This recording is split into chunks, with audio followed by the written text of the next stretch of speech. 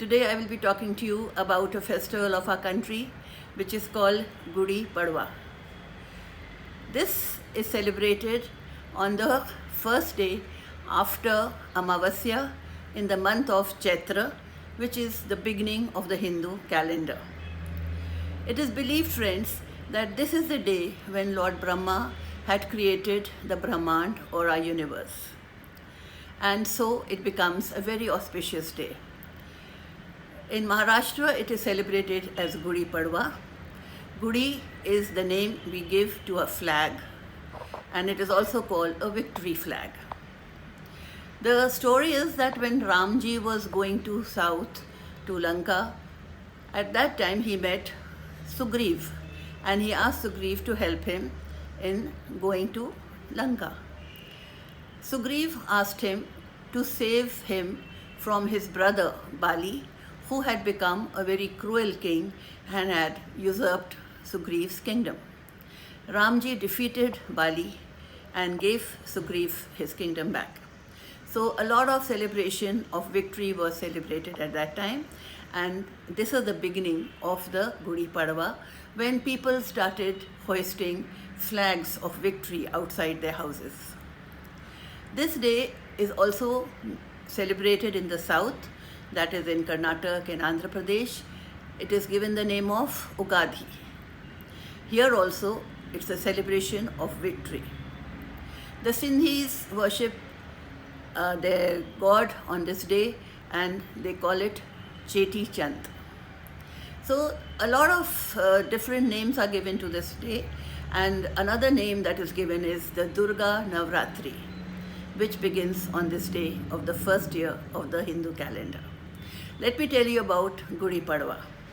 On the day of the Gudi Padwa, the families get up very early, have their bath, and they all have one leaf of what is called neem. Neem is a very bitter taste, has a very bitter taste, and all the members of the house are expected to have this neem. Of course, it has lots of herbal qualities, like it's a blood cleanser and other things. So after that, they bring flowers and they bring mango leaves, and they put it out on the door of their main entrance. And after that, they do rangoli, which is a decoration in front of their house with bright colors. And then they make what is called the gudi. Gudi is, like I said, a flag. So what they do is they take a stick or a bamboo piece, they wash it nicely, they put tika on it with haldi and kumkum in 5 places. After that, they take the gudi, which is a flag, which has to be a new cloth. It could be a sari with a border with a bright color, or it could be a chunari, or it could be even a blouse piece.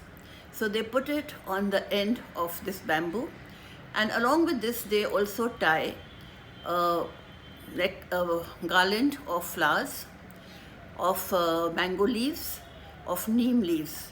And there is something which is sweet, which we call batasha, and you get those garlands during these days, and they tie the batasha necklace garland also there, and they tie it up tightly. After that, they take what we call a lota, or it's a vessel, and on the vessel they make the sign of the swastik. They make lines with haldi and kumkum, and they put it upside down at the end of this gudi or the flag. This is how they prepare the gudi. They tie this lota or this utensil very tightly with the stick, and after it is ready, it is hoisted. It could be a flower pot, or it could be the grill of your house, and they tie it outside their house.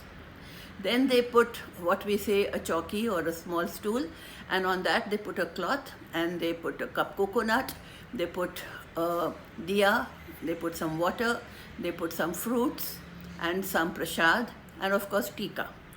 And this is how they prepare for the puja of the gudi, and they put tika to the coconut and other things, and they offer prasad.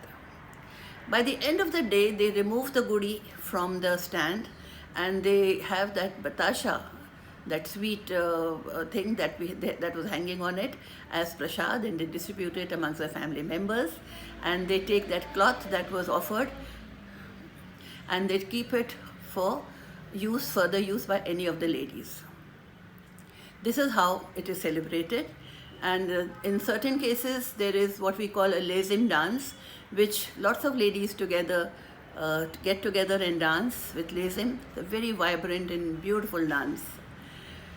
As far as the Durga Puja is concerned, for 9 days, the Goddess Durga is worshipped. They have, we people have to have a jyot, which is a strong diya, and it's worshipped by everybody. There is bhajan, kirtan, and some people also have the Shri Durga Saptashti Path.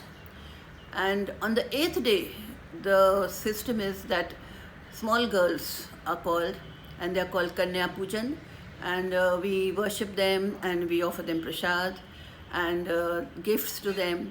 And on the 9th day, we celebrate what is called Ram Navami. So these are very important days in the Hindu calendar. It's a full time of celebration, festivity, and of course the importance is that it is our new year. So that makes it very, very special. Friends, there's lots to say. I will be telling you by and by. Right now, this was all. I hope you enjoyed it. Later, we will talk of some more. Thank you.